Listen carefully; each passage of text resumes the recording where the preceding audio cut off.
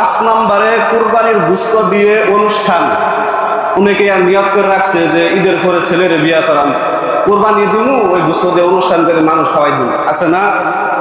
অনেকে দেখবেন বেশিরভাগ বাংলাদেশের মধ্যে ঈদের পরে বিশেষ করে কুরবানি ঈদের পরে বিয়া ফালাই, ছেলের বিয়া অথবা মেয়ের বিয়া অথবা সুন্নতে খতনা, ঠিক কিনা? এই যে কুরবানি যেহেতু দিবই, এই গোশত দিয়ে আমরা ফাংশন করব, মেয়ের ফাংশন বা ছেলের ফাংশন অনেকেই করে না। এই নিয়তে যদি কেউ কুরবানি দেয় তাহলে তার কুরবানি কি হবে না। কুরবানি একমাত্র আল্লাহর জন্য করতে হবে। কার জন্য? আপনার মনের মধ্যেই তো 2 নাম্বারই আছে, কথা বলেন ঠিক কিনা, যে আমি গোশত দিয়ে ফাংশন করব। আপনি ফাংশন করতে পারবেন, জায়েজ আছে, যে করতে যে পারবেন না তা না, তবে মনের মধ্যে নিয়ত থাকতে হবে যে আমি আল্লাহর জন্য কুরবানি দিব। কার জন্য? আল্লাহর জন্য কুরবানি দিব। এখন আসেন 6 নাম্বার, কুরবানির পা বা মাথার মগজ বা গরুর বট বা বুড়ি, যে এইগুলা তো আর বন্টন করেন না আপনারা, তারা তো কুরবানিওয়ালারা তো ব্যক্তিগতভাবে নিয়ে যান বাড়ির মধ্যে। পা, মগজ বা বুড়ি এগুলা তো বন্টন হয় না, হয় এটা আপনারা যারা কুরবানি দিবেন তারা নিয়ে যাইতে পারবেন, সমস্যা নাই, এটা হাদিসের মধ্যে আছে। কি করতে পারবেন? গরুর পা, গরুর বুড়ি বা মগজ। আবার আপনারা যারা 4 জনে বা 5 জনে কুরবানি দিবেন, একটা গরুর পা কয়টা থাকে? জোরে বলেন। 4টা পা থাকে, আপনার মানুষ 5 জন। এখন 4 জনে নিলে একজন কম করে, কি করে কম করে? সে মনে মনে চিন্তা করবে বা বইলাই ফেলাইবে, আমিও তো টাকা দিছি, আমার পাও দেশ না, আছে না নাই? এই যে এই পাও নিয়েও যদি আপনাদের মধ্যে যদি বিতর্ক সৃষ্টি হয় বা মন কালাকালি হয়, তাহলে 5 জনেরই কুরবানি হবে না। কি হবে না?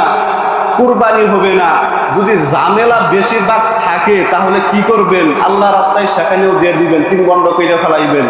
যদি ব্যক্তিগতভাবে নিতে চান নিতে পারবেন, সেখানে আপনাদের কথা আগে বলতে হবে।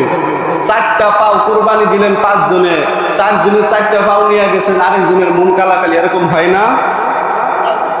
এরকম। এরপরে মগজ, মাথার মগজ, আপনি সেখানে 3 ঘন্টা করতে হবে না, যে কুরবানি দিবে সে নিয়ে যাইতে পারবে, সমস্যা নাই। মাথার মগজ যদি সেখানে কুরবানি দেন, সমাজের মধ্যে অনেক মানুষ কার পাতে যাবে, কেউ পাইব না মধ্যে থেকে, তাই না? এর জন্য ইসলাম বলে নাই যে মাথার মগজ 3 ঘন্টা করো। মাথার মগজ কুরবানিওয়ালা ব্যক্তি নিয়ে যাইতে পারবে, সমস্যা নাই। এরপরে গরুর বুড়ি তো আর বন্টন হয় না, হয় 3 ভাগ হয়। গরুর বুড়ি একজন কুরবানিওয়ালা ব্যক্তি নিয়ে যাইতে পারবে। কি পারবে? নিয়ে যাওয়ার পরে যদি কুরবানিওয়ালা ব্যক্তি যদি আরেক ব্যক্তিকে যদি বলে, আমার এই গরুর বুড়ি তুমি পরিষ্কার করে দাও, এখান থেকে তোমারে অর্ধেক দিন, এরকম হয় না? যে আমার বুড়িটা তুমি পরিষ্কার করে দাও, এখান থেকে কিছু দিমু, এরকম হয় না?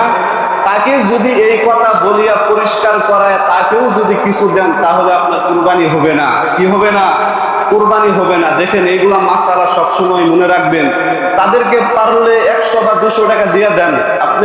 আপনারা যে গরুর বুড়ি যদি পরিষ্কার করতে যদি অসুবিধা হয়, আপনার বউ যদি না ছানতে চায়, যদি না পরিষ্কার করতে চায়, তাহলে একজন মহিলা এনে তাদেরকে বলেন যে 100 বা 200 টাকা দিব, আমার এই গরুর বুড়িটা তুমি পরিষ্কার করে দিবা। এর জন্য কি করা যাবে না? গরুর বুড়ির বিনিময়ে তাকেও দেওয়া যাবে না। 7 নাম্বার,